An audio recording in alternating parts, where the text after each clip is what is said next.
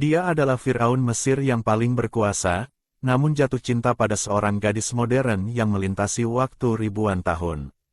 Demi bisa bertemu lagi dengan kekasih takdirnya, dia melepaskan kesempatan masuk ke siklus reinkarnasi untuk mendapatkan keabadian. Dia menitipkan jiwanya serta kerinduannya yang dalam pada sebuah angkeh yang dikuburkan bersamanya. Berharap suatu hari nanti, angkeh itu akan membawa jiwanya kembali ke sisi sang kekasih. Maka 3000 tahun kemudian di Mesir, seorang pelancong lintas dunia bernama Linlang tiba di dunia ini, menjadi seorang mahasiswi jurusan arkeologi. Misinya kali ini adalah menemukan sebuah angkeh yang memiliki kekuatan luar biasa besar. Dalam legenda Mesir, seseorang yang sudah meninggal harus melewati banyak gerbang sebelum bisa mencapai pintu kehidupan. Saat itulah kunci kehidupan digunakan untuk membuka pintu tersebut dan melangkah menuju kelahiran kembali. Kini banyak orang Mesir yang mengenakan angkeh di tubuh mereka. Linlang pun memakai sebuah kalung angkeh di lehernya. Kalung itu dibelinya dari seorang pedagang curang yang sangat ramah saat dia baru tiba di Mesir. Saat itu dia langsung tertarik pada angkeh yang retak itu. Meski tahu harganya tidak sepadan, entah mengapa dia merasa tergerak. Selalu merasa angkeh itu seharusnya miliknya. Tapi Xiao Liu bilang bukan yang itu. Angkeh yang harus dia cari memiliki kekuatan yang sangat besar, mampu mengubah sejarah. Harus ditemukan sebelum jatuh ke tangan orang yang berniat jahat. Mencegah sejarah berubah. Meski begitu, Linlang tetap membelinya dengan gigih. Tak disangka, kalung angkeh itu tidak lama kemudian akan membawanya secara paksa ke Mesir kuno, mempertemukannya lagi dengan Firaun Mesir 3000 tahun yang lalu. Dan sejak Linlang memakai kalung angkeh itu, hal-hal aneh selalu terjadi di sekitarnya. Akhirnya kau datang juga, kekasihku yang membara. Kembalilah ke Mesir, kembalilah ke sisiku. Jelas dia masih berjalan di jalan pedestrian menuju hotel, tapi detik berikutnya sudah berada di Mesir kuno 3000 tahun yang lalu. Di benaknya selalu ada suara yang memandunya untuk terus berjalan ke depan. Untungnya teman seperjalanannya, Lina, langsung memanggilnya tepat waktu sehingga kesadarannya tiba-tiba pulih. Kalau tidak, selangkah lagi dia pasti sudah tertabrak arus kendaraan yang sedang melaju. Lalu ketika Lina hendak mengenalkannya dengan seseorang, sebuah batu besar tiba-tiba jatuh dari atas, tepat menimpa tempat Lina berdiri sebelumnya. Berbagai kejadian aneh itu membuat Lina tidak bisa tidak berpikir macam-macam. Dalam keadaan seperti melayang, dia mendengar suara nyanyian yang sayup dan terdengar jauh.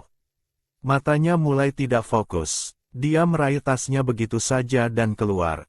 Dia mengikuti suara itu dan kembali ke jalan pedestrian yang sama seperti siang tadi. Sudah malam, jalanan sepi. Lampu-lampu toko hampir tidak ada yang menyala. Begitu nyanyian itu berhenti, kesadaran Linlang pulih. Hatinya berdegup kencang, dia baru saja hendak berbalik pulang ketika melihat seorang pria menunggang kuda gagah di kejauhan. Pria itu berbaju hitam seluruhnya, badannya terbungkus rapat, hanya sepasang mata yang terlihat. Pria itu pun melihatnya, sorot matanya memancarkan rasa terkejut, sepertinya tidak menyangka ada orang yang muncul di sini malam-malam. Kuda gagah di bawahnya terus menghentak-hentak kaki, berlari gila-gilaan ke arahnya. Dengan kecepatan seperti itu, mustahil kuda itu akan berhenti di hadapannya. Kemungkinan besar akan melindasnya begitu saja. Pria itu berteriak keras menyuruhnya menyingkir, tapi kemanapun dia menghindar, kuda itu terus mengejarnya. Sama sekali tidak bisa dihindari. Tepat saat kaki kuda hampir menginjak punggung Linlang, pria di atas kuda itu menggeram marah dan menarik kendali dengan keras. Tubuh kuda sampai terdorong ke belakang. Nyawa selamat, kuda berhasil melewatinya dan terus berlari kencang ke depan. Hanya dalam sekejap, orang dan kuda itu sudah menghilang menjadi bayangan hitam di tikungan jalan. Linlang tidak sempat bersyukur. Dalam keadaan masih belum pulih dari keterkejutan, dia tiba-tiba menyadari bahwa jalan pedestrian yang tadi dilaluinya entah sejak kapan sudah berubah menjadi jalanan penuh ciri khas kuno. Namun yang paling mengerikan adalah tasnya, yang berisi ponsel, kartu identitas, dan berbagai benda lainnya, ternyata sudah diam-diam diambil oleh pria yang tadi menunggang kuda itu tanpa diketahui sama sekali. Linlang menggigit bibir. Mengejarnya sekarang jelas sudah terlambat. Sejak tiba di Mesir, kejadian-kejadian aneh terus datang silih berganti. Bahkan Linlang yang bertemperamen besar pun mulai merasa sepertinya sedang diincar oleh nasib sial. Sialnya bukan main. Ini jelas bukan jalan pedestrian tempat dia tadi berada. Dan ini juga bukan Fata Morgana. Sebuah pikiran berkelebat di benaknya. Bagaimanapun juga, harus memastikan keselamatan diri sendiri dulu dan mencari jalan untuk kembali. Jalan aspal sudah berubah menjadi jalan berbatu yang dibuat khusus. Di sisi lain dari rumah-rumah yang rendah, ke arah istana yang bercahaya, dia memutuskan mencoba peruntungan kembali lewat jalan yang sama. Siapa tahu bisa keluar dari sini dan kembali ke hotel. Baru saja membelok di satu tikungan, dia mendengar suara teriakan panik. Linlang tertegun, belum sempat mendekat sudah melihat seorang gadis muda bersandar di tembok tidak jauh dari sana. Gadis itu dikepung oleh beberapa pria dewasa. Mereka membuka bajunya sendiri, melontarkan kata-kata kotor dan jorok sambil menggoda gadis yang ketakutan itu. Salah satu pria tertawa menjijikkan, tangannya sudah hendak membuka baju si gadis. Linlang berteriak keras. Beberapa pria itu terkejut. Begitu berbalik dan melihat Linlang, mata mereka malah semakin berbinar. Para pria itu menjilat bibir seolah menemukan harta karun, bersiul jorok ke arah Linlang. Wah, ada lagi yang datang. Yang ini lebih cantik. Ayo sini, ikut bersenang-senang bersama kami. Bersenang-senang kepala bapakmu. Linlang tidak tahan dengan kata-kata kotor yang keluar dari mulut para bajingan itu. Dia menyambar sebatang bambu gantungan baju yang paling dekat dengannya, melangkah maju beberapa langkah, langsung menghantam perut pria yang tadi bicara paling jorok. Pria itu tidak siap, kesakitan. Dia meringkuk sambil menutup perutnya dan jatuh miring ke tanah dengan wajah penuh kesakitan. Pria-pria lainnya langsung bermuka suram. Sorot mata mereka bengis. Mereka meludah dan menerjang ke arah Linlang. Linlang memang tidak sekuat mereka, tapi gerakannya lincah dan cepat. Dia menghantam bagian-bagian vital dengan bambunya. Lama-kelamaan, suara erangan kesakitan dan tangisan minta ampun dari para pria itu semakin banyak. Tadi tidak galak sekali. Linlang mendengus dingin tanpa belas kasih, kembali mengayunkan satu pukulan ke pria yang paling dekat dengannya. Akhirnya semua pria itu berhasil dilumpuhkannya sampai pingsan. Dia juga menguras banyak tenaga. Lengan dan kakinya pun terasa pegal. Tapi untuk menghadapi para preman tidak tahu malu seperti ini, sudah lebih dari cukup. Gadis muda yang tadi ketakutan dan bersembunyi di sudut sambil gemetar akhirnya berjalan mendekat. Wajahnya pucat pasi. Melihat para pria yang pingsan bergelimpangan di tanah, hatinya masih berdegup kencang. Dia mendongak menatap Linlang dengan penuh rasa syukur. Terima kasih, kamu hebat sekali. Dia berhenti sejenak, lalu memperkenalkan diri. Aku namanya Asa. Tidak perlu berterima kasih. Linlang memiliki fisik yang tangguh. Halo, namaku Linlang. Asa menatap tangan yang Linlang ulurkan dengan pandangan bingung. Linlang baru teringat, ini bukan tempat asalnya. Pakaian yang dikenakan Asa pun tidak seperti orang Mesir modern. Dia menebak-nebak dalam hati sambil bertanya kepada Asa di mana dia berada sekarang. Asa menjelaskan dengan sabar. Setelah mendapat jawabannya, Linlang memijat pelipisnya. Benar sudah. Sekarang dia tidak lagi berada di Kairo, ibu kota Mesir. Dia berada di Memphis, ibu kota kerajaan Mesir 3000 tahun yang lalu. Tepat sekali, Mesir kuno 3000 tahun yang lalu. Era dinasti ke-19 Mesir di bawah pemerintahan Rameses II. Linlang menyuruh dirinya sendiri untuk tenang. Di sekitarnya masih berjejer bangunan-bangunan khas Mesir kuno. Istana di kejauhan terang benderang. Dia tidak bisa menemukan hotelnya semula, apalagi menggunakan ponsel untuk menghubungi Lina. Asa melihat penampilan dan pakaian Linlang yang jelas bukan orang setempat. Ditambah lagi dia terlihat berjalan ke sana kemari tidak mengenal jalan. Asa ragu sejenak lalu membuka mulut. Kalau kamu sekarang tidak punya tempat tujuan, bisa dulu ke rumahku. Asa masih punya seorang kakak laki-laki. Orang tua mereka meninggal sejak dini. Kakak beradik itu saling bersandar satu sama lain dan membuka sebuah toko roti. Bagaimanapun ini adalah menumpang di rumah orang. Begitu Linlang masuk, dia langsung menyapa dengan sopan. Leman, yang sedang mencatat pembukuan, melihat adiknya pulang. Dia mengerutkan kening, baru saja hendak menegur kenapa pulang sepulang malam ini, tiba-tiba melihat seorang gadis asing masuk mengikuti. Ini siapa? Leman jelas terpana. Setelah Asa menjelaskan semua kronologinya, Leman dengan hangat memaksakan senyum. Terima kasih sudah menyelamatkan adikku. Kalau ada butuh apa-apa, bilang saja padaku.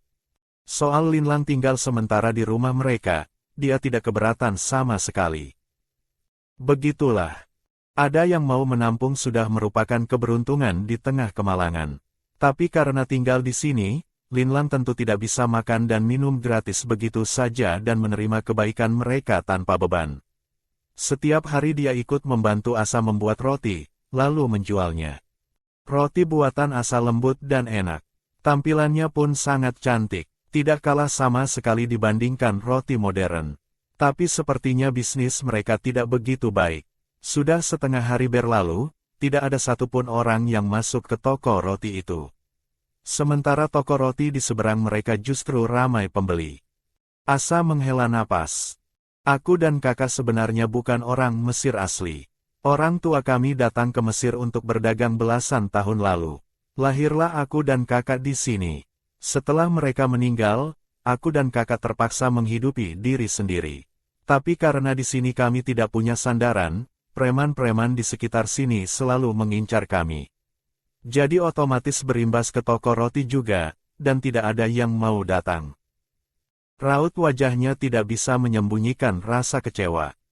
Toko roti tidak menghasilkan uang, kakak terpaksa sesekali keluar untuk mengerjakan pekerjaan kurir serabutan supaya bisa menambah penghasilan keluarga. Kadang-kadang aku merasa diriku ini beban kakak. Dia sudah cukup umur untuk menikah, tapi karena harus mengurus aku, dia tidak punya waktu untuk menemukan orang yang dia sukai. Asa, jangan berpikir begitu. Kamu bukan beban. Linlang menepuk bahu Asa. Aku punya cara untuk menjual semua roti ini. Asa tidak percaya. Tidak apa-apa, kamu tidak perlu merasa terbebani hanya karena tinggal di sini. Linlang sudah keburu memindahkan sebuah meja keluar. Asa tidak mengerti apa yang sedang dia lakukan. Cepat bantu aku, biar kamu lihat kehebatan orang modern. Metode apa yang Linlang gunakan? Dalam waktu singkat dia berhasil membuat toko roti yang hampir mati itu bangkit kembali. Roti yang tidak laku tiba-tiba diserbu orang-orang. Akhirnya kau datang juga, kekasihku yang membara. Kembalilah ke Mesir, kembalilah ke sisiku. Demi membuatnya kembali ke Mesir kuno dan bertemu dengan dirinya sendiri 3000 tahun yang lalu, dia mengambil risiko jiwa yang terurai untuk menggerakkan angkah secara paksa dan membawanya kembali ke sisinya. Berharap kali ini mereka akan mendapatkan akhir yang sempurna. Namun begitu Linlang tiba di tempat yang asing ini, bukan saja tasnya diambil diam-diam oleh pria berkuda bertopeng, dia juga langsung diincar oleh sekelompok preman bermulut kotor. Untungnya dia bertemu dengan dua kakak beradik yang baik hati dan mau menampungnya. Untuk membalas kebaikan mereka, Linlang dengan cerdik menggunakan cara berjualan ala orang modern. Dia berhasil membangkitkan kembali toko roti milik kakak beradik itu. Terlihat dia menyusun beberapa meja menjadi satu, lalu menata berbagai jenis roti yang cantik di atasnya. Linlang menatap Asa dengan serius. Kalimat-kalimat yang tadi aku ajarkan, masih ingat? Asa mengangguk dengan sedikit ragu. Benar-benar bisa. Coba saja baru tahu. Detik berikutnya dia menghentakkan meja itu. Satu seruan kaget yang keras seketika menarik perhatian banyak orang di jalanan. Mereka menatap Linlang dengan penasaran, tidak tahu apa yang hendak dia lakukan. Linlang menatap Asa tidak percaya. Aku tanya kamu, di toko lain 3 roti harganya 10 keping tembaga. Tapi di toko kita berapa? Asa membalas pandangannya. Hanya 8 keping tembaga. Linlang mengernyit. Tidak bisa, terlalu mahal. Pelanggan adalah teman. Untuk teman-teman kita hanya boleh harga paling murah. Aku mau kurangi 2 keping lagi. 3 roti jual 5 keping tembaga. Asa membelalakkan mata sambil mengibas-ibaskan tangannya. Tidak bisa, itu terlalu murah. Linlang bertolak pinggang dengan tampang tegas. Pokoknya 5 keping tembaga. Asa menatapnya tidak percaya. Kamu gila, itu namanya rugi. Aku tidak setuju. Linlang bermuka serius dan sungguh-sungguh. Kalau begitu rotimu mau dijual atau tidak? Ku bilang padamu, tidak menguntungkan tidak apa-apa, tapi aku harus memberikan keuntungan buat teman-teman. Asa dibikin kaget oleh ketegasannya, tapi tetap saja ngotot. Tidak bisa tidak boleh murah sebanyak itu. Ini harus aku bicarakan dulu dengan kakak. Linlang tidak lagi memandangnya, pandangannya beralih ke orang-orang yang menonton. Teman-teman, kita tidak dengarkan dia. Selagi ada kesempatan ini, siapa yang mau beli? Angkat tangan, sekarang langsung aku jual. Kalau terlambat harganya mungkin akan naik lagi. Para pejalan kaki saling berpandangan. Belum pernah menghadapi situasi seperti ini. Sampai akhirnya ada yang mulai bertanya.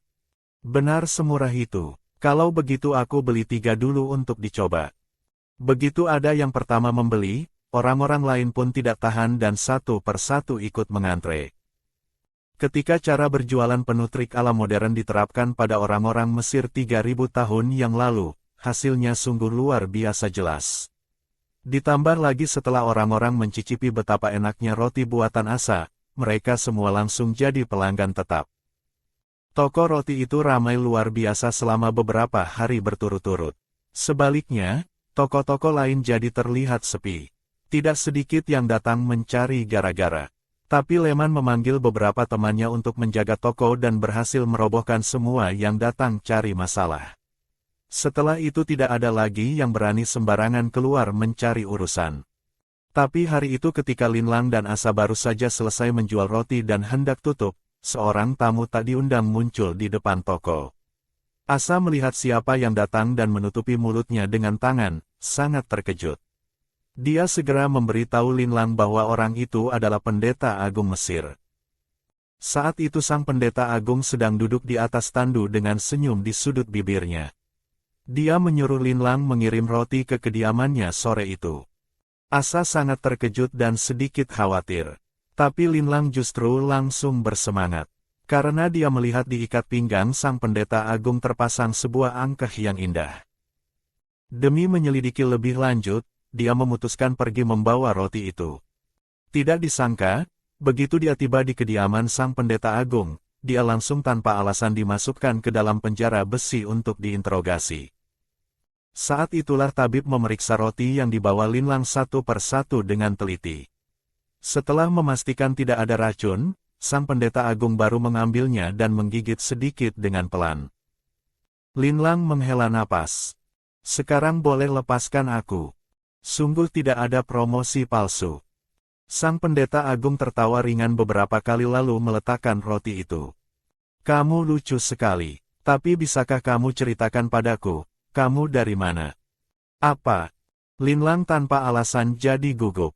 Sang pendeta agung menopang dagunya. Penampilan serta tingkah laku dan tutur katamu tampaknya tidak seperti orang setempat, juga tidak seperti orang dari negara-negara di sekitar Mesir. Linlang beradu pandang dengannya. Dia tersenyum hangat dan tidak berbahaya. Kalau saja dia tidak sedang duduk di luar penjara besi dan memandangi Linlang dari atas ke bawah, mungkin Linlang akan merasa dia orang yang mudah diajak bicara. Demi menghindari masalah yang tidak perlu, Linlang secara naluriah menyembunyikan asal-usulnya. Aku ikut sebuah kafilah dagang, tapi di tengah jalan kami diserang bajak laut. Hanya aku seorang yang selamat dan dengan susah payah akhirnya sampai di Mesir. Aku ditampung oleh 2 kakak beradik pemilik toko roti. Aku sangat berterima kasih pada mereka, jadi aku bantu mereka berjualan roti. Benarkah? Sang pendeta agung masih tersenyum, tapi senyumnya tidak sampai ke mata. Mata tidak bisa berbohong. Tatap aku dan ulangi sekali lagi. Linlang menatapnya dengan tatapan tulus dan mengulangi sekali lagi. Tentu saja benar. Sang pendeta agung diam sejenak lalu menghela napas. Kalau begitu berarti kami salah sangka padamu. Dia mengangkat tangan memberi isyarat pada pelayan untuk melepaskan Linlang. Begitu keluar dari penjara besi, Linlang menyatakan keramahan dan rasa hormatnya terhadap Mesir dan hendak segera pergi. Tapi sang pendeta agung tiba-tiba berdiri dan mengajukan tawaran. Matamu indah dan bercahaya, itu tanda kamu orang yang cerdas. Mau tidak bekerja di kuil? Linlang belum sempat bereaksi apa-apa. Tapi pelayan yang sudah bertahun-tahun mengikuti sang pendeta agung langsung terkejut dalam hati. Pendeta agung ternyata mengundang gadis tidak dikenal ini untuk bekerja di kuil. Perlu diketahui, kuil adalah tempat suci yang banyak orang tidak bisa masuk meskipun sudah menghubungi sana-sini dan bersusah payah berebut. Di sana bahkan ada kemungkinan bertemu langsung dengan Raja Mesir. Tapi Linlang dengan santai menolak mentah-mentah. Aku masih lebih suka berjualan di toko roti. Sang pendeta agung mengangkat alis, sorot matanya memancarkan rasa tertarik. Fasilitas di kuil sangat baik. Kenapa tidak mau pergi? Linlang dengan tampang tidak punya keinginan apapun. Pekerjaan tetap itu biar orang-orangmu sendiri saja yang kerjakan. Aku tidak akan tinggal lama di Mesir, aku akan pergi. Pekerjaan tetap. Sang pendeta agung terdiam sejenak. Sebenarnya banyak perkataan gadis ini yang tidak dia mengerti. Tapi secara garis besar bisa menebak maksudnya. Sudut bibirnya terangkat membentuk senyum tipis. Bisnis toko roti kakak beradik itu sedang bagus. Tapi pohon besar mudah digoyang angin, tahukah kamu? Tapi kalau kamu pergi ke kuil, aku bisa mengirim orang untuk diam-diam melindungi toko roti itu. Ancaman, ancaman terang-terangan. Tipikal memberi permen setelah memukul. Linlang membuat pendeta agung Mesir yang terhormat itu sampai harus melakukan ancaman segala. Sang pendeta agung sama sekali tidak terlihat malu atau kesal meski sudah ketahuan. Tidak punya pilihan lain, Linlang terpaksa setuju. Saat hendak pergi, sang pendeta agung masih dengan perhatiannya menyiapkan tandu untuknya. Tapi Linlang tahu ini bukan anugerah. Sang pendeta agung jelas tidak mempercayai orang asing ini. Di permukaan menyuruhnya bekerja di kuil, tapi sebenarnya ingin mengawasinya. Meski berlebihan, ini juga sekaligus membuktikan orang ini sangat berhati-hati.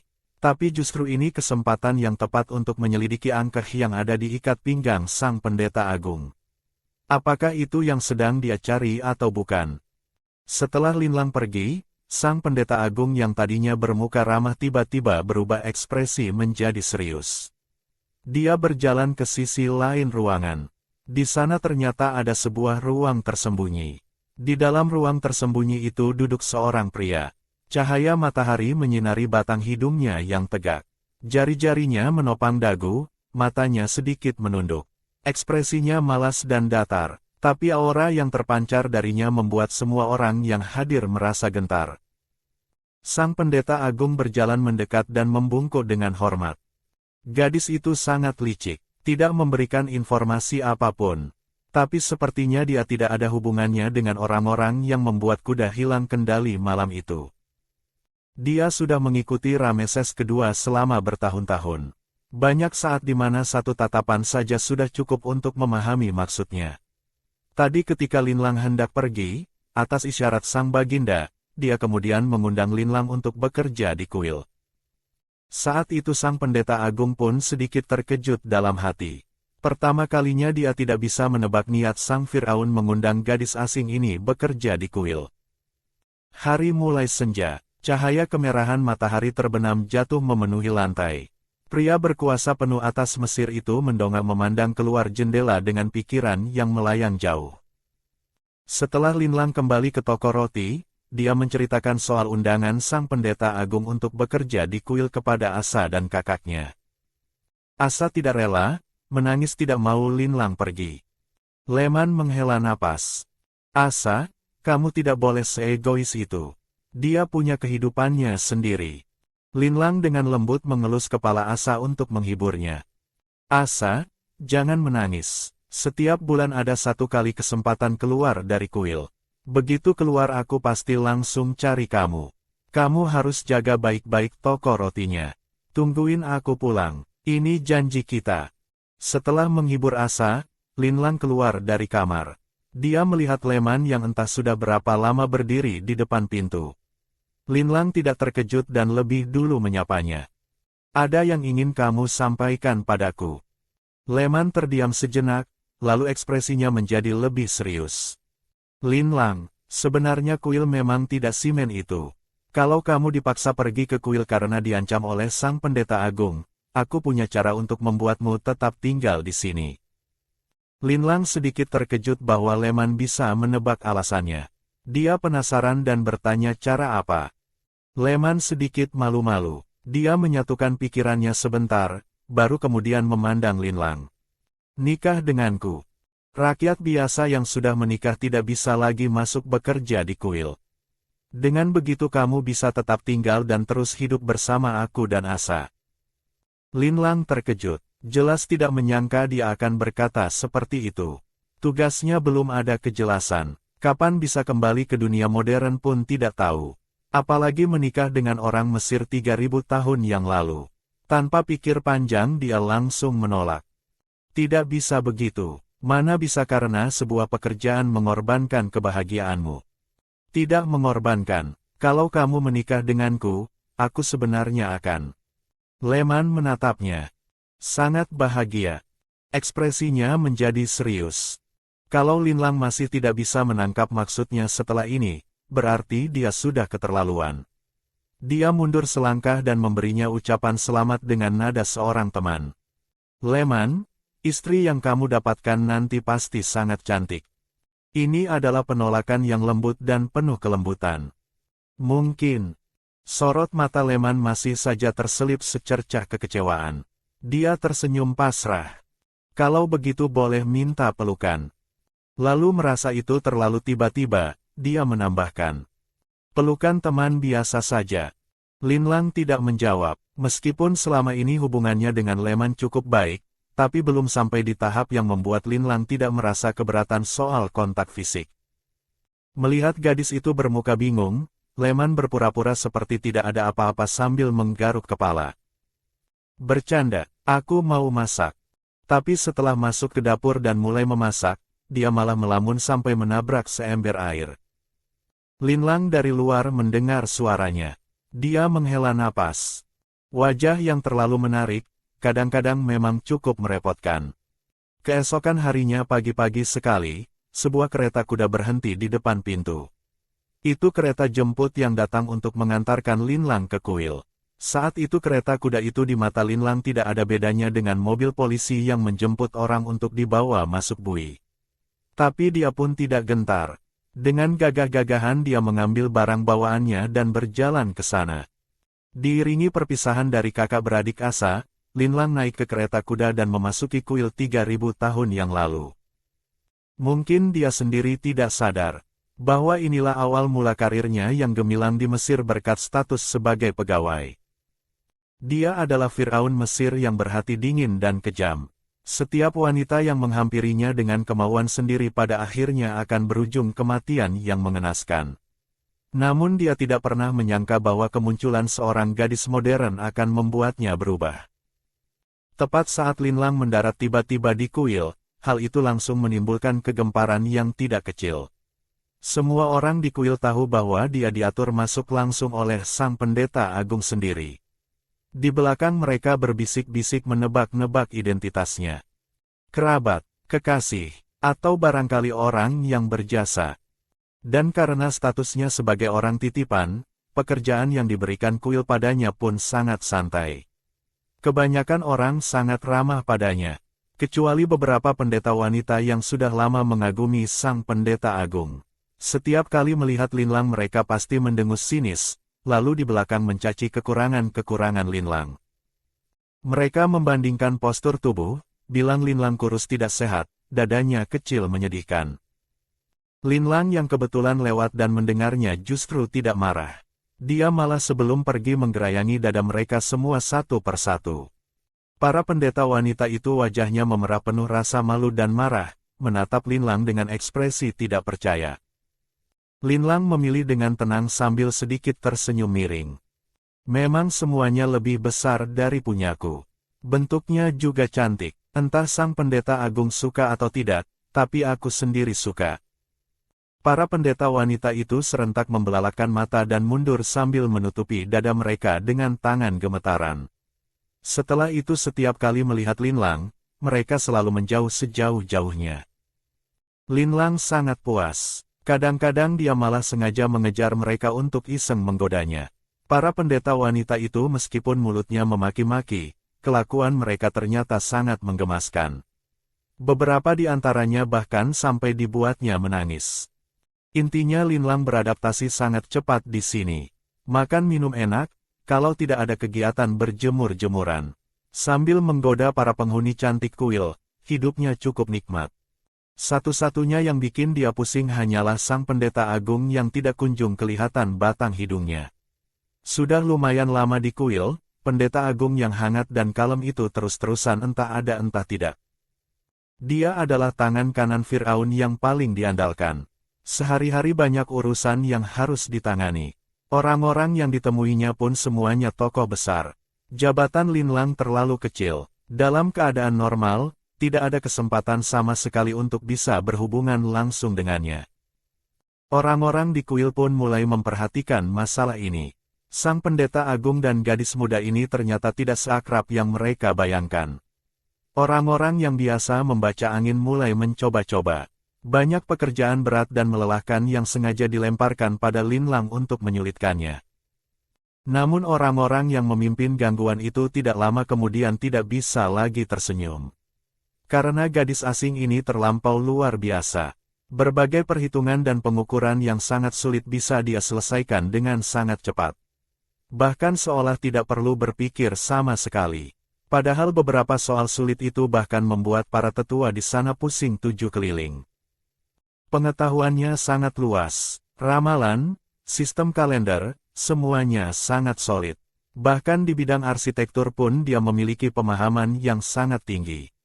Kali ini bahkan beberapa imam tua yang sangat dihormati di kuil memuji-muji Linlang tanpa henti. Mereka tidak berani lagi meremehkan Linlang, bahkan bersikap lebih sopan dan hormat dari sebelumnya. Bedanya, sebelumnya mereka tunduk karena kekuasaan. Sekarang mereka mengagumi kejeniusannya yang mutlak. Meski jabatan Linlang sekarang masih kecil, tapi di dalam kuil, banyak imam yang jabatannya jauh di atas Linlang yang menyapanya dengan ramah dan penuh semangat setiap kali bertemu. Linlang sampai merasa sepertinya dia sedang menjalani naskah perjalanan menuju puncak kehidupan. Karir melesat tanpa batas, pergaulan meledak. Tapi meskipun hari-hari di kuil sudah sangat nyaman dan menyenangkan, Linlang tetap tidak melupakan tujuan awal dan misinya. Dia ke kuil ada tugasnya. Sang pendeta agung tidak mau menemuinya, berarti dia yang harus aktif menyerang. Selama tinggal di kuil, Firaun Rameses II sudah beberapa kali berkunjung. Setiap kali sang pendeta agung pasti menyambut dengan penuh hormat. Setelah sudah cukup akrab dengan orang-orang di kuil, Linlang mendapat informasi dari mulut mereka bahwa Firaun dan sang pendeta agung memiliki hubungan yang sangat baik dan penuh kepercayaan. Sebelum Rameses menjadi Firaun, keduanya adalah teman bermain yang sangat dekat. Bahkan sampai sekarang mereka masih memiliki hubungan raja dan bawahan yang setia. Hanya saja setiap kali Rameses muncul, di sekelilingnya selalu ada penjagaan berlapis. Selama beberapa hari Linlang tidak bisa mendekat, hanya bisa memandang dari jauh. Setengah bulan berlalu. Hari itu Linlang baru saja selesai makan, mulutnya belum sempat dilap, langsung ditarik oleh seorang pendeta wanita ke taman. Linlang, sebenarnya kita juga bukan tidak bisa. Sang pendeta wanita menaruh tangan Linlang di dadanya sendiri yang penuh, dengan ekspresi penuh kenikmatan. Linlang terkejut keras. Kamu ini ngapain? Sang pendeta wanita menggoyangkan pinggangnya dengan penuh gaya dan melemparkan tatapan menggoda ke arah Linlang.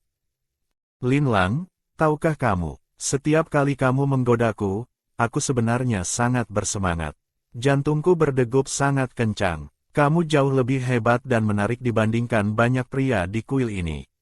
Para pendeta wanita di kuil melayani Tuhan, demi menjaga kesucian tubuh mereka tidak boleh bergaul dengan pria. Tapi tidak ada yang bilang tidak boleh dengan sesama wanita. Linlang, sayangilah aku.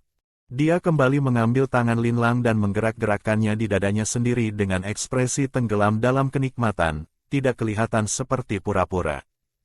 Linlang dengan tampang seperti orang kena sambaran petir. Melihat sang pendeta wanita makin keterlaluan, Linlang merasa perlu memberikan 2 tamparan untuk menyadarkannya. Tepat saat dia hampir saja. Kalau sampai ketahuan oleh para imam di kuil bahwa 2 wanita ini sedang berlaku tidak senonoh, nasib mereka pasti akan sangat tragis. Linlang pun ikut-ikutan panik, jelas tidak melakukan apa-apa, tapi situasi di depan matanya membuat dia ikut merasa bersalah. Di hatinya sudah ada firasat buruk. Dan firasat itu benar-benar terjadi.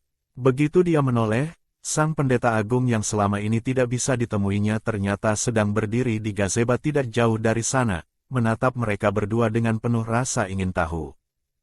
Di gazebo itu bukan hanya sang pendeta agung. Di sampingnya bersandar seorang pria tampan yang posturnya lebih tegak dan tinggi. Dari sejauh ini pun sudah bisa merasakan aura penguasa yang terpancar darinya. Begitu sang pendeta wanita melihat jelas siapa yang ada di gazebo itu, wajahnya seketika pucat pasi. Dia langsung berlutut dengan suara gedebuk, kepala menunduk gemetar ketakutan. Linlang juga tidak menyangka akan sepenasaran ini. Abis makan tanpa sebab jelas ditarik ke taman oleh orang yang menyatakan cinta, tepat ketahuan pula. Dan yang mengetahuinya adalah orang-orang besar yang tidak boleh disinggung. Di gazebo sang pendeta agung berpaling dan berbisik sesuatu pada Rameses. Setelah itu beberapa pengawal datang, menarik berdiri sang pendeta wanita yang berlutut di tanah. Meski sang pendeta wanita terus-menerus memohon, para pengawal tetap bergeming dan menyeretnya pergi. Linlang yang berdiri di sebelahnya menyaksikan semua itu dengan hati yang juga ikut cemas tanpa bisa berbuat apa-apa. Tidak lama kemudian namanya dipanggil. Linlang, ke sini.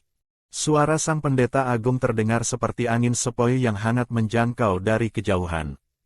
Para pengawal tidak menangkap Linlang seperti yang mereka lakukan pada sang pendeta wanita. Linlang berjalan sendiri menuju gazebo. Sengatan matahari yang garang segera tertutup begitu masuk ke dalam. Angin yang kadang-kadang berhembus membawa sejuk yang terasa menyejukkan. Di sekeliling gazebo ditumbuhi pohon-pohon palem yang tinggi dan berbagai tanaman hijau lainnya. Kalau tidak memperhatikan dengan seksama, dari luar memang tidak mudah melihat orang yang ada di dalam. Entah sudah berapa lama mereka berdiri di sini, atau sudah berapa lama mereka mengamati dia dan sang pendeta wanita. Sungguh tidak terduga, bahkan pendeta wanita di kuil pun tertarik dengan pesonamu. Sang pendeta agung memuji sambil sudut bibirnya terangkat membentuk senyum yang hangat. Tampaknya membawamu ke kuil adalah keputusan yang tepat. Tapi Linlang dalam hati langsung memaki. Pendeta agung Mesir ini jelas-jelas hanya serigala berbulu domba. Jangan kira dia tidak tahu bahwa orang-orang yang sengaja menyulitkannya begitu dia baru masuk ke kuil itu sebenarnya diam-diam diperintah oleh pendeta agung ini. Tidak lain tidak bukan hanya untuk menguji kemampuannya. Melihat sang gadis meliriknya satu kali, sang pendeta agung terdiam sejenak lalu sudut bibirnya makin melengkung. Dia berpaling memperkenalkan Linlang kepada Rameses, memuji bakat-bakatnya dan menyebutkan serangkaian kontribusi yang telah dia berikan untuk kuil. Linlang diam-diam mendongak ingin melihat sekilas wajah sang raja muda. Tapi begitu mendongak, langsung bertatapan dengan sepasang mata yang dalam. Rameses sedang memandangnya, tatapan matanya tenang namun entah kenapa terasa dingin dan menusuk.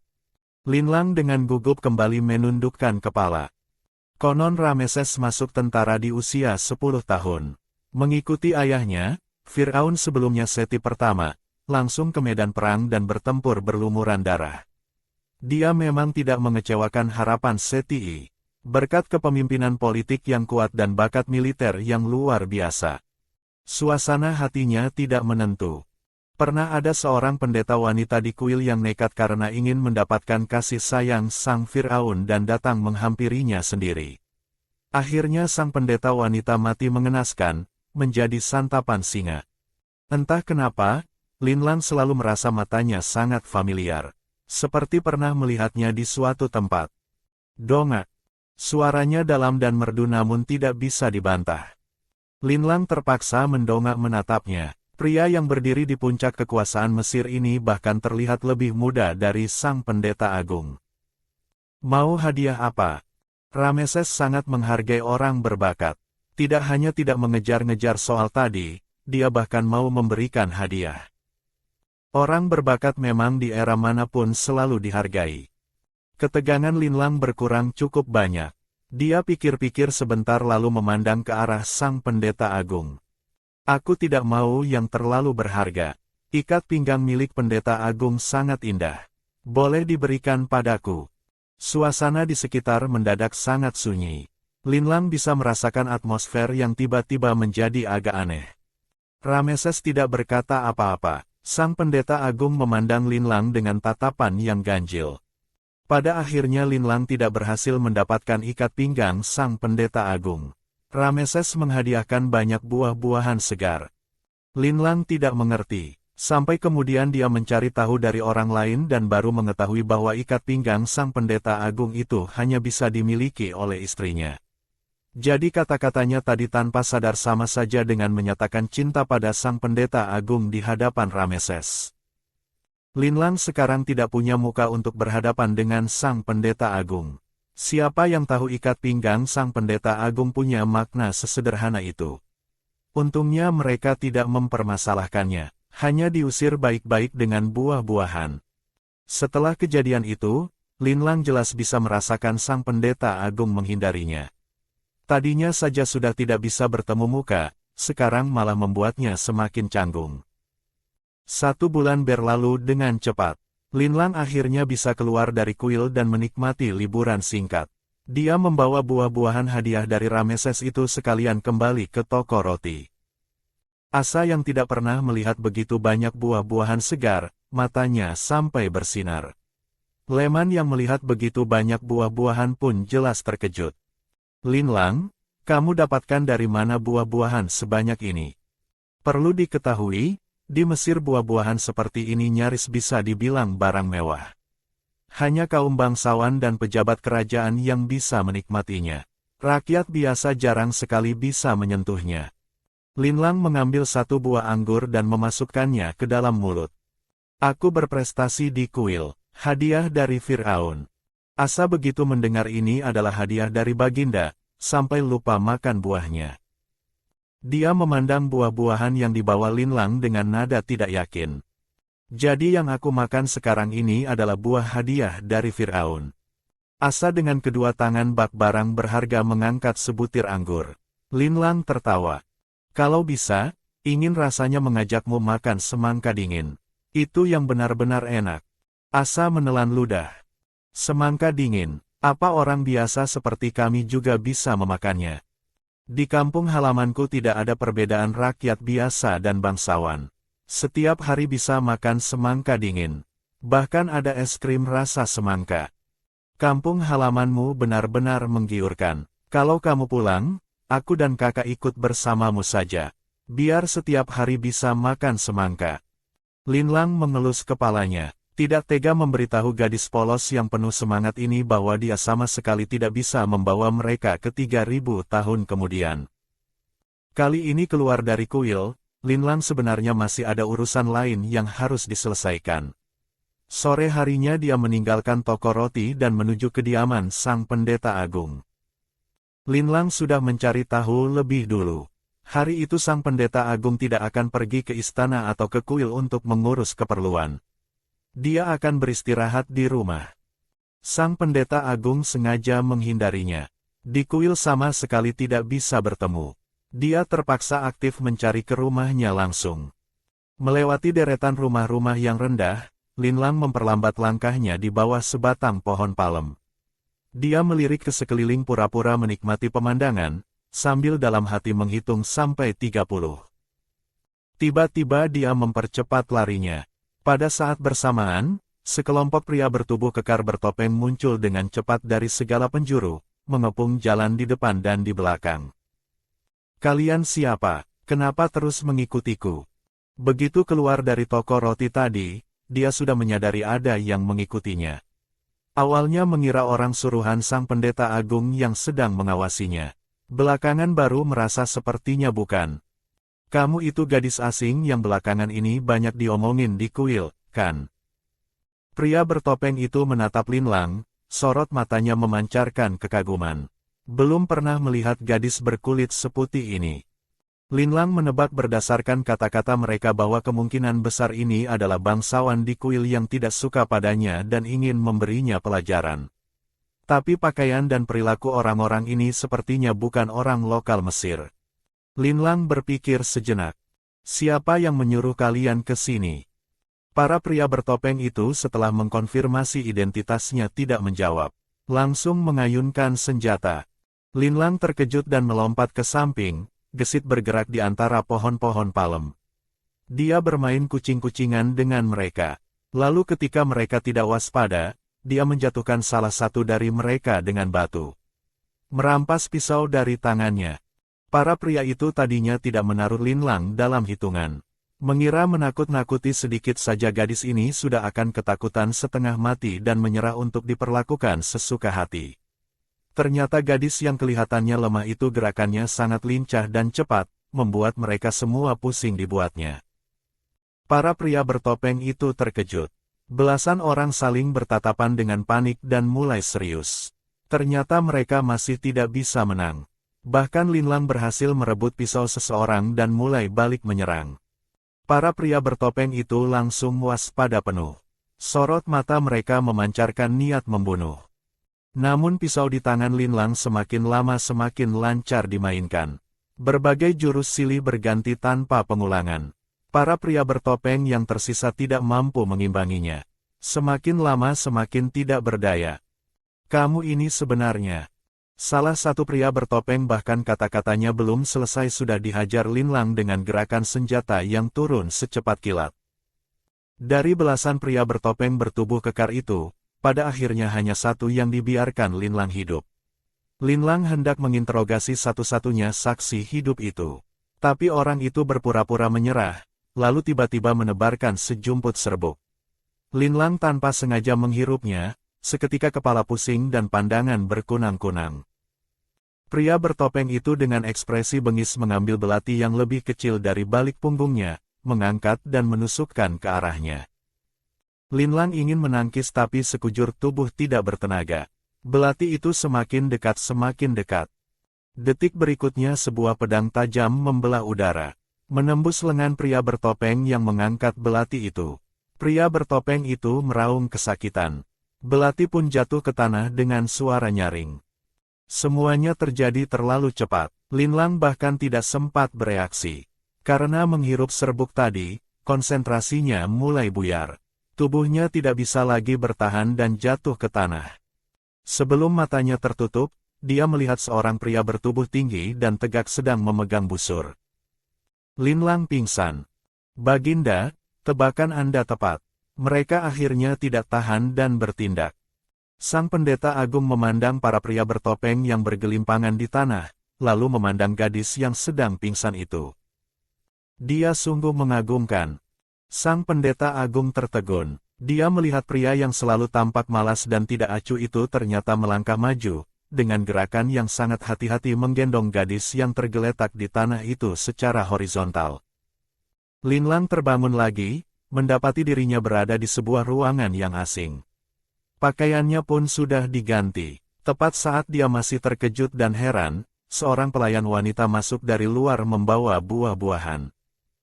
Anda sudah bangun. Linlang menunjuk dirinya sendiri.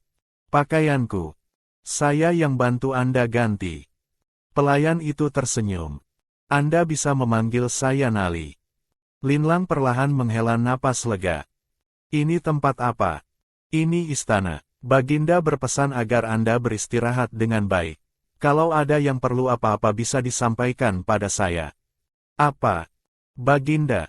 Hati Linlang yang baru saja tenang kembali melompat seketika. Dengan panik dia menyebut nama Rameses. Nali langsung kaget. Linlang Nona, tidak boleh memanggil nama Baginda langsung. Linlang yang baru bangun otaknya masih belum jernih, langsung menepuk-nepuk mulutnya sendiri. Kamu tidak dengar tadi ya? Tidak dengar apa? Sebuah suara yang mantap dan berwibawa tiba-tiba terdengar dari pintu. Tubuh Linlang langsung kaku. Nali pun sangat tegang. Setelah mendapat isyarat dari Rameses, dia mundur diam-diam keluar dari kamar. Ruangan menjadi sangat sunyi. Rameses bersandar di kursi panjang, memandang gadis di hadapannya yang menunduk sambil mengupas kulit anggur dengan jari-jari yang gesit. Jari-jari putih itu basah oleh sari anggur, memantulkan cahaya yang menggoda. Dia selesai mengupas dan hendak menyodorkannya. Rameses sedikit mengangkat alis. Suapin aku. Melihat gadis itu dengan patuh menyuapkan anggur ke mulutnya, tapi saat menunduk secara diam-diam memutar mata. Dia terdiam sejenak, lalu sorot matanya memancarkan secercah rasa geli. Kamu sepertinya tidak takut padaku. Mana mungkin, aku sangat mengagumi Anda. Anda adalah pria paling hebat dan paling agung di seluruh Mesir. Dan Anda juga baru saja menyelamatkanku.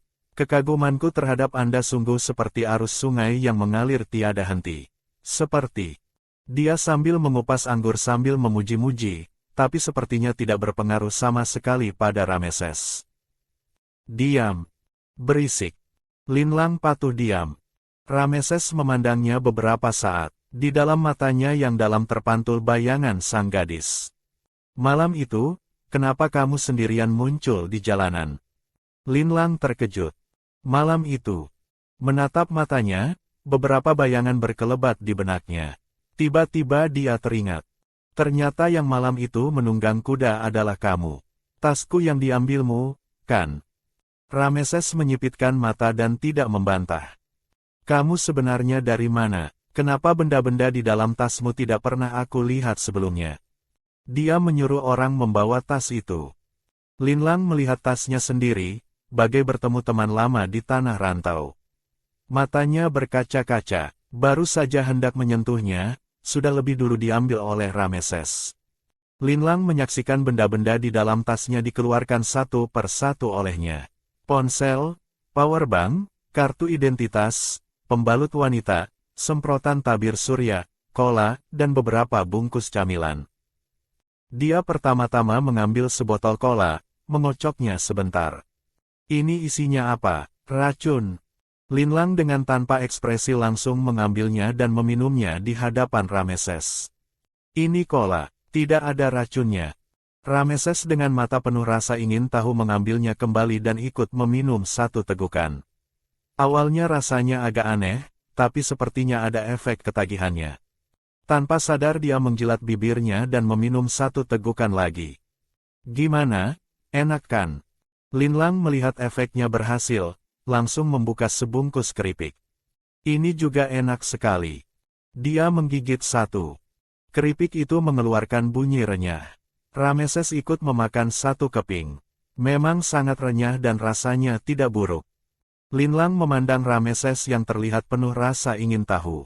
Dia tertawa dalam hati. Makanan goreng mengembang ditambah air soda kesenangan, sangat jarang ada yang bisa menolak godaan mereka. Gimana? Semua ini bukan benda berbahaya. Aku sungguh bukan mata-mata atau apapun itu.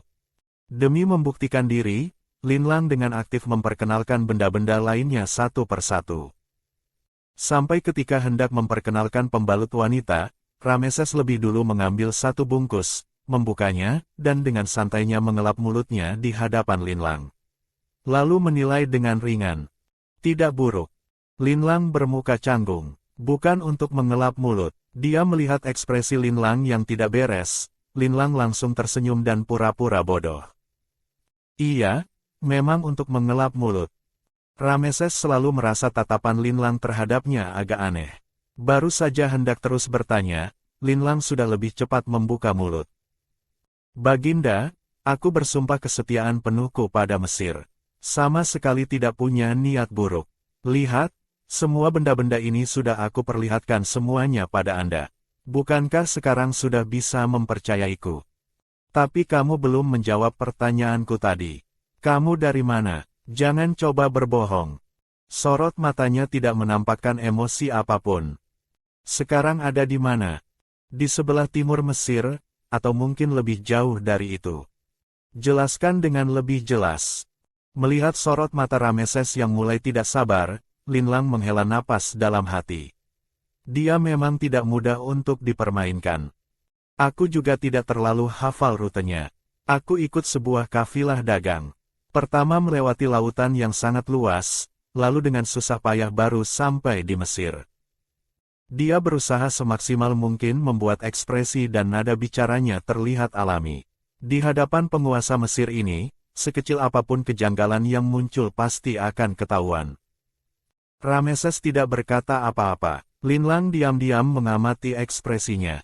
Meskipun Rameses sekarang terlihat cukup mudah diajak bicara, tapi bagaimanapun juga ini orang 3000 tahun yang lalu. Dan dia adalah Fir'aun Mesir. Baginda. Linlang memanggilnya dengan hati-hati. Setelah melihat Rameses tidak menampakkan ketidaksenangan, baru dia melanjutkan. Aku sudah bilang semua yang harus aku bilang. Boleh kembalikan barang-barangku. Rameses mendongak menatapnya dan dengan datar berkata, tergantung penampilanmu. Linlang menatapnya dengan ekspresi bingung. Rameses berdiri dari kursi panjangnya dan hendak pergi sambil membawa barang-barangnya. Siapa yang bisa memastikan kamu tidak berbohong? Untuk sementara tinggal di istana. Aku akan mengamati penampilanmu. Linlang membelalakkan mata dan hampir memaki. Melihat Rameses berjalan sampai ke pintu lalu tiba-tiba berbalik. Dia langsung cepat-cepat kembali memasang senyuman. Rameses mengangkat alis tapi tidak berkata apa-apa. Dia berbalik dan pergi. Linlang memandang punggungnya yang menjauh sambil memaki dalam hati. Ini dia tidak ada kerjaan apa. Dia sudah menunjukkan kesetiaan seperti itu, barang-barang sudah semua diperkenalkan. Tidak hanya barang tidak dikembalikan, malah menahannya secara paksa di sini. Dia memangnya benar-benar kelihatan seperti mata-mata yang mengancam besarnya bagi dia. Baiklah, sekarang liburan yang diberikan kuil pun lenyap. Berganti dengan kandang yang lebih berkelas untuk ditempati. Tapi dengan mentalitas santai yang pasrah menghadapi apapun, dia berpikir secara optimis. Di istana, kemungkinan bertemu sang pendeta agung tentu jauh lebih tinggi dibandingkan di kuil. Dan fasilitas istana pasti jauh lebih baik dari kuil. Yang terpenting adalah dia tidak perlu bekerja. Namun hari-hari santai yang dibayangkannya tidak kunjung tiba. Keesokan harinya, Rameses malah menyuruhnya pergi bersama para arsitek tua dari Dewan Bangunan untuk mendiskusikan beberapa kesulitan yang ditemui dalam pembangunan kuil baru.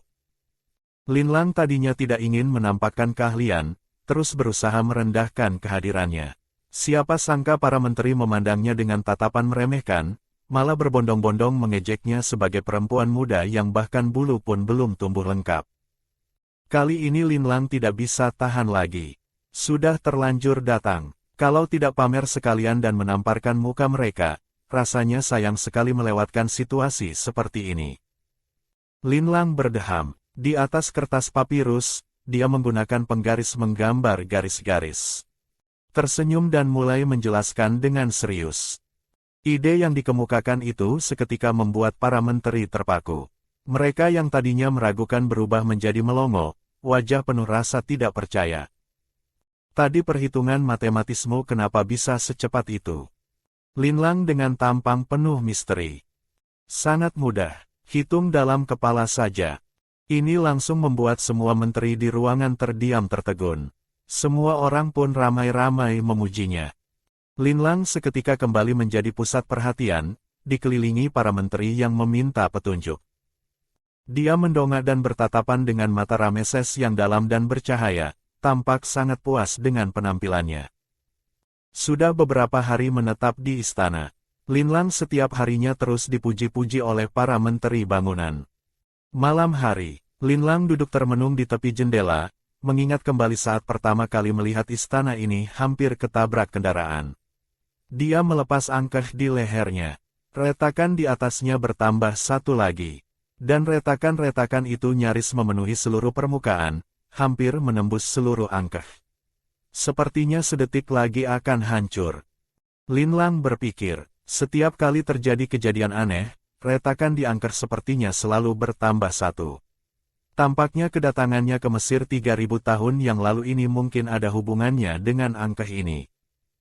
Kalau begitu, apakah retakan-retakan lain di angkeh itu mewakili kejadian-kejadian aneh yang pernah dialami oleh pemilik sebelumnya? Linlang sudah diam-diam mengumpulkan cukup banyak angkeh. Satu-satunya yang mencurigakan tapi belum berhasil didapatkan adalah angkeh di ikat pinggang sang pendeta agung. Angkeh itu hanya bisa dimiliki istri sang pendeta agung. Pasti sangat berharga dan punya kegunaan khusus, tidak bisa diberikan sembarangan. Tapi dia tidak bisa menikahi sang pendeta agung. Linlang karenanya bersusah hati. Bukan hanya karena soal angkeh, tapi juga karena Rameses sedang berjalan ke arah tempat tinggalnya. Setiap sore setelah menyelesaikan urusan, dia selalu datang. Camilan yang dia bawa sudah berhasil ditiru oleh koki istana sampai 7 atau 80%. Sungguh membuktikan kepintaran orang Mesir. Keduanya akan makan camilan bersama.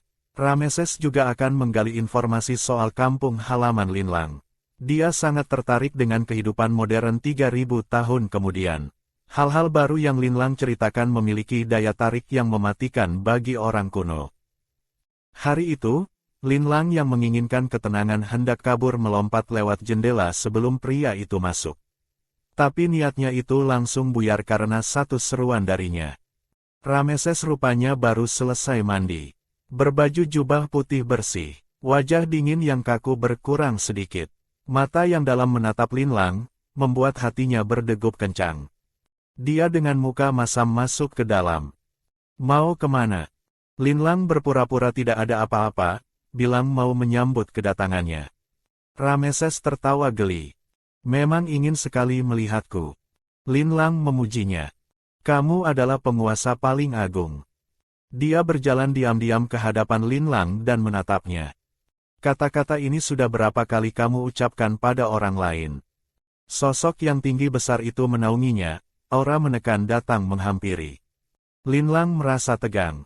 Dan Rameses justru melihat layar ponselnya menyala. Astaga, ponselnya kok nyala. Linlang berusaha tetap tenang. Kamu yang menyalakannya. Kamu tidak bilang ini jimat pelindung. Kenapa bisa memancarkan cahaya, dan ada wajahmu di atasnya? Di layar itu tampak fotonya yang tersenyum sambil membentuk tanda gunting. Linlang pusing. Bagaimana caranya menjelaskan teknologi ini? Dia mencengkeram pergelangan tangannya dan menghimpitnya ke dinding. Dingin seperti es. Linlang kesakitan. Ini warisan turun-temurun dari keluargaku. Tapi Rameses sama sekali tidak mendengarkan kata-katanya tadi. Dia hanya meminta Linlang mengulurkan pergelangan tangan. Untuk dioleskan obat. Sentuhan ujung jarinya yang hangat membuat Linlang merasa kesemutan. Linlang menatap wajah samping pria itu. Tanpa sadar menelan ludah. Lalu dengan cepat sadar kembali. Dia bersyukur ponselnya ada kunci layar. Dan dalam bahasa Mandarin pula. Dia mengambil ponselnya dan membuka kamera, mengarahkannya ke mereka berdua. Rameses terkejut melihat wajah mereka ada di layar datar itu. Linlang asal bicara bilang ini kamera, mengabadikan gambar akan mendapat berkah dari para dewa. Tidak boleh bergerak. Linlang menyuruhnya membentuk tanda gunting. Dia mengerutkan kening merasa seperti orang bodoh. Tidak bergerak. Linlang tanpa segan mengangkat lengannya dan membentuknya menjadi tanda gunting. Langsung memotret, bahkan menyalakan lampu kilat. Rameses langsung kaku. Foto ini terlalu canggih untuknya. Linlang ingin tertawa, akhirnya bisa membuatnya takut sekali. Tidak menyangka bisa berfoto bersama Firaun 3000 tahun yang lalu.